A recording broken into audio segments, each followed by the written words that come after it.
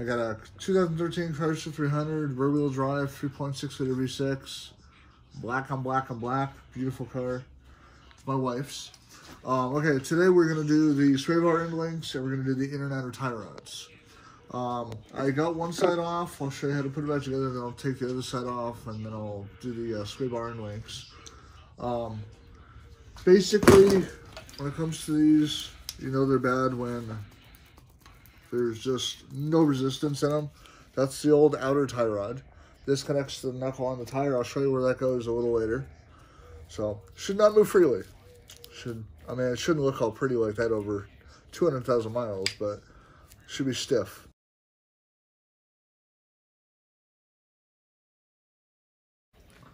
Alright, and you've got the inner tie rods, which connect to the rack and pinion. These connect into the outer tie rods, and same thing with these.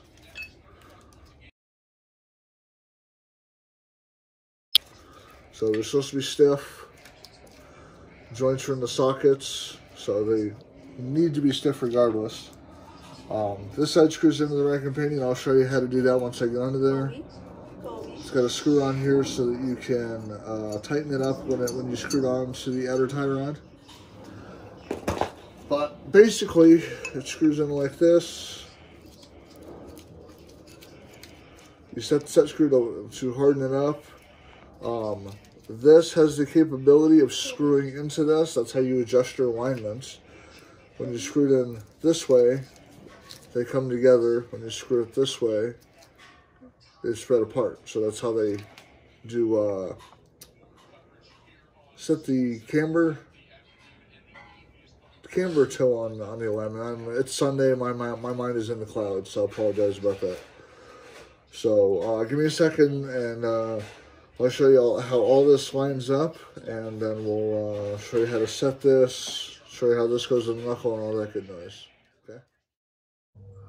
Okay, so this is the rack and pinion. This is into it. This came with the new washer, so we're going to put the new washer on it. That stays up there to give the inner tie rod a space for vibration, so it doesn't keep on hitting the rack. So threads on here, screw right inside the rack and pinion. You got to get a good angle on this thing so it can bend.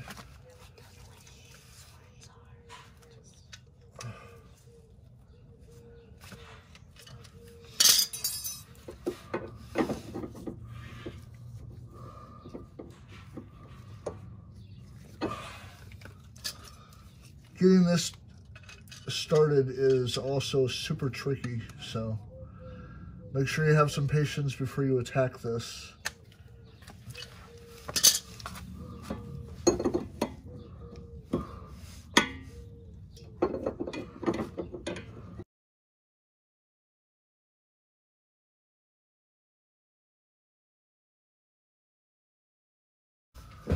Okay, now we're going to take, I use an adjustable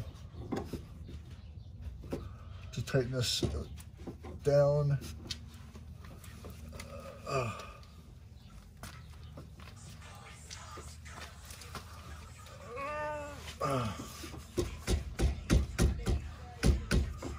Okay, so that's on there tight now. Then we're going to take the outer tie rod. Now, when you take off the old tie rod, you have to count how many times you have to turn it. That way you know how many times you have to turn a new one when you're installing it. So the old one was 20. Actually, first we're going to put the boot on here.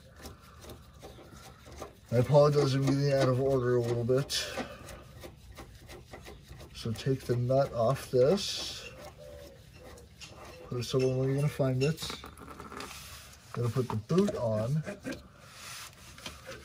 And do you need any lubricant? We're going to put this. The boot is going to go over the end of the rack and pinion. Ow.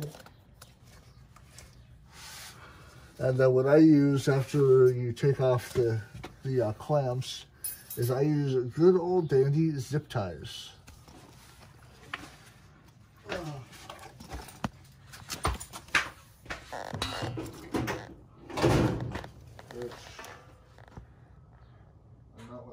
quick though.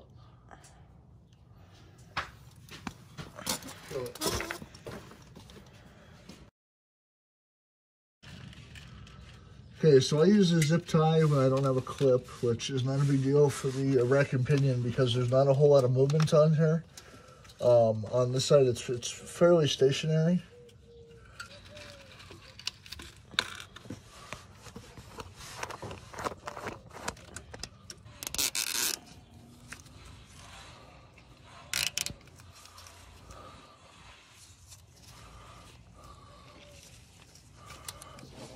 Okay. That one's done. Shine your light up there so they can see. Okay. Then cut off the access right there.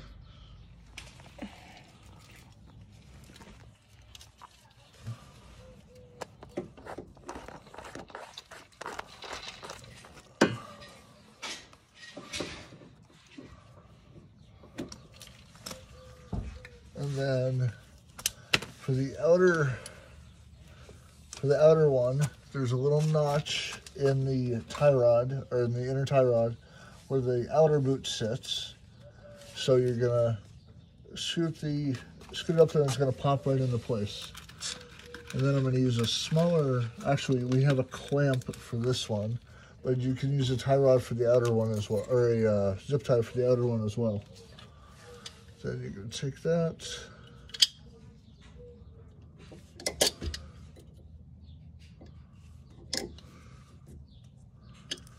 And it's done. Now we just got to put the step nut on first, or the stop nut on first.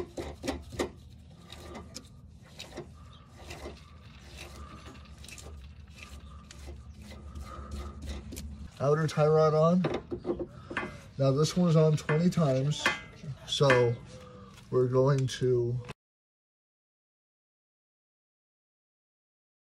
Okay, so I screwed this one down 21 times.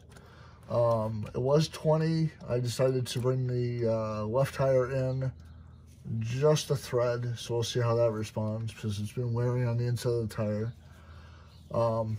I tightened up the set nut so it's nice and tight. As soon as I bring in the knuckle and get this mounted in here now, I am going to tighten up this one again, get it nice and tight. I'm going to take it on the block, so I'm not going to take it too tight in case I got to make some changes. And then we're going to get this torqued all the way down, and that should be good. Takes a 10mm socket on top, and then I use my adjustable for the nut. And it is